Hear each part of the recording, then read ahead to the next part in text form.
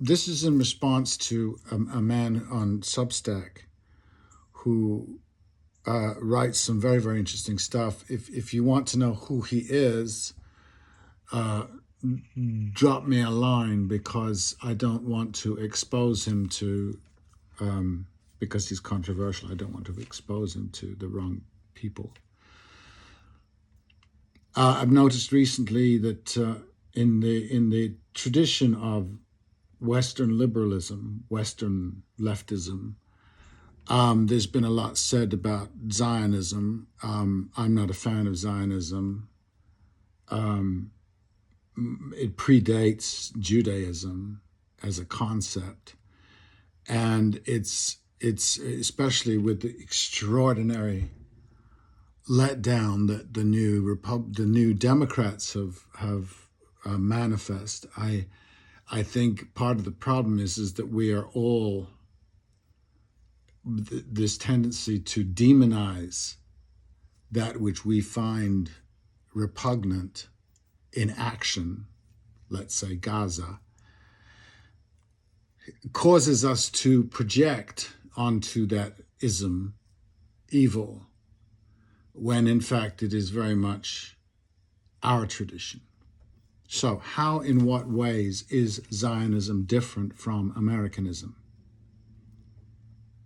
In fact, Zionism, promised land promises, no matter who currently lives there, is as Judeo-Christian and Western as the Inquisitions. It is Western nationalism in all its messianic tosh. It is Western civilization. I'm looking at the basis of support by Western states for an idea they should, on paper, ideologically oppose, but don't. Seeing old white Republicans talking about Israel's right to an ancestral homeland is really just George Carlin territory.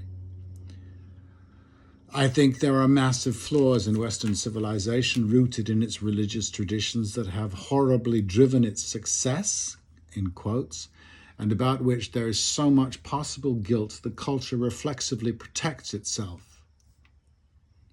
It seems we co-opted Zionism in the occupation of the Americas, etc., and Israel now copies us back again.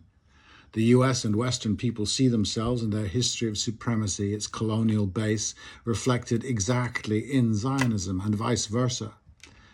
Were we to free ourselves of these delusions, we could say to Israel, quote, love ya, but no bombs. You need to get on with your neighbors, not copy us in destroying them, end quote. It is remarkable to see a person who visibly belongs to a community still consciously oppressed, tooting the horn of the oppressor's myth, Kamala.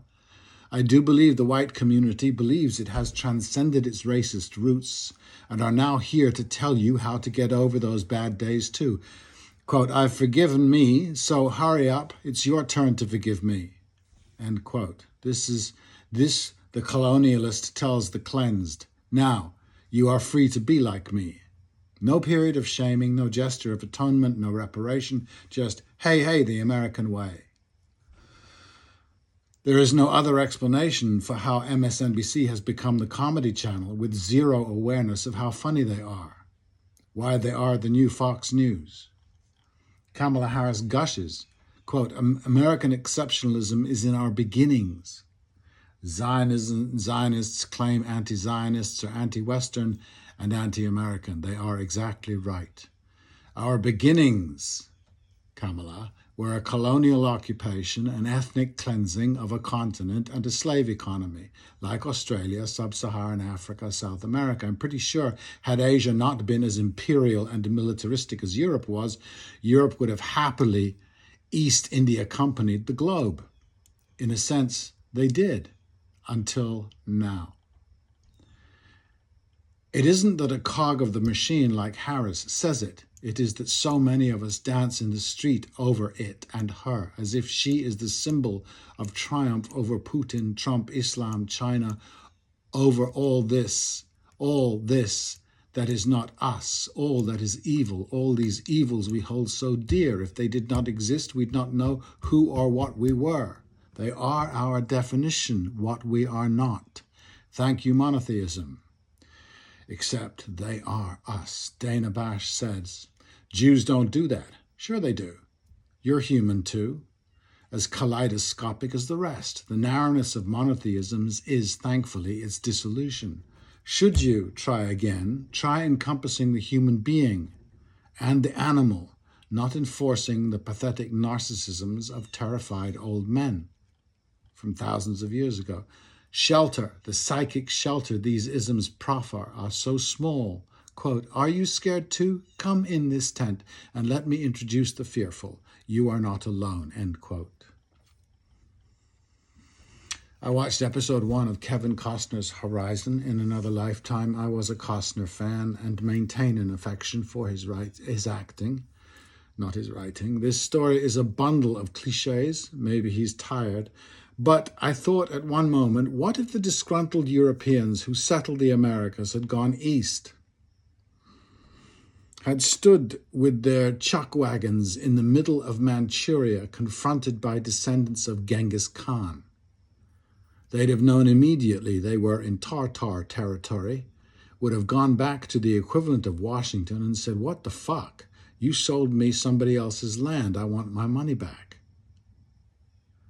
The extraordinary indoctrination the Europeans who colonized America must have bought into that allowed them to imagine this usurpation of a continent was okay remains intact. I doubt, therefore, that if Americans knew it would make any difference at all. They do know, you know, Kamala doesn't, Donald doesn't, America doesn't. I suspect there are some things humans are incapable of knowing, understandable though they might be the most innocent of children. Understandable though they might be these things to the most innocent of children. I suspect the indoctrinations of the monotheisms, manifest destinies, Western cultural supremacy are all one tradition, one discovery doctrine, one papal bull justifying one civilization's right to overrun the rest. One Zionism that rules them all, to paraphrase one of our great myths. If European civilization knew, it would cease. It has not shown to date any capacity to understand, to acknowledge, to atone, to feel shame, apologize, reckon with, or grow out of. Perhaps it needs to burn like the phoenix and start again. This may be the only work ahead.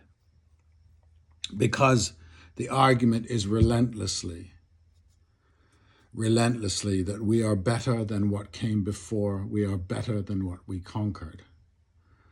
That may be true. That's a subjective decision, a subjective judgment. I don't happen to share it, and I think many of the ills we suffer in our Western civilization are because of what we deny when we deny what we have colonized and what we have exterminated. Those cultures, what was contained in those cultures, those ways of life, those religions.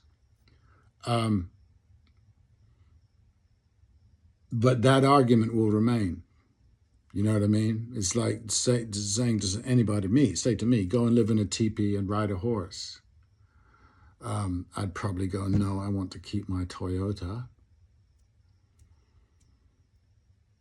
But I wouldn't justify it morally.